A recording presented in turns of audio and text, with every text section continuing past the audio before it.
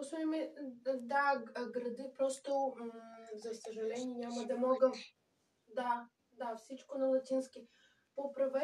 Направете го както успявате, а ние после ще го коригираме, нали, вече е вярно. Просто, за съжаление, по закона на GDPR, вместо вас не мога да оформя поръчката. По-рано можахме, обаче, нали, има сега, нали, определени ограничения и не можем вместо клиента да направим поръчката. Затова, както успеете, да имате просто главното номера на поръчката, ще ми я кажете и аз вече ще ги оправя нещата. Дори ако искат.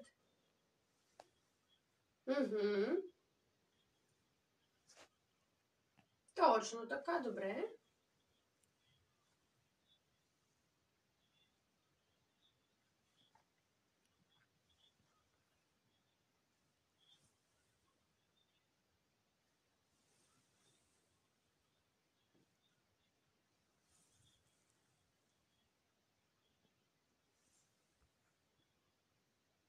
Не става. Да, аз ви разбирам, просто вместо вас не мога да го направя. Не мога. Тоест, когато клиента, нали, най-вероятно предполагам, че вече ако сте стигнали до поръчката, сте се регистрирали като клиент, т.е. притежихте клиентски номер. Обаче не успявате вече със самата поръчка. Може би някой да ви помогне, да, т.е.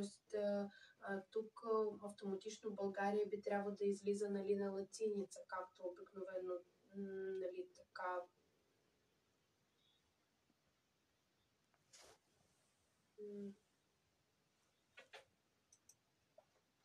Тоест номер на поръчка нямате все още, нали така? Не успяхте да стигнете до нея.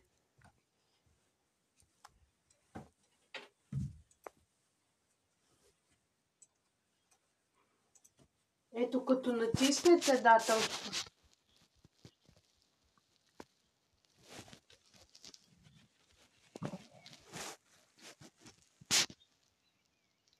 Господин, ми за момента нямаме жалби. Аз за 6 години, колкото работя, никога не е излизало да бъде, че държавата е друга или...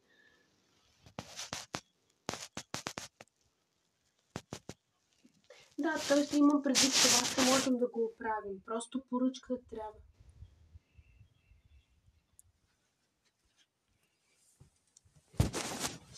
Вие просто трябва да първата поръчка самостоятелно да я направите. Тоест, като не знам дали като... Вие от приложението правите или от компютъра? От лаптопа.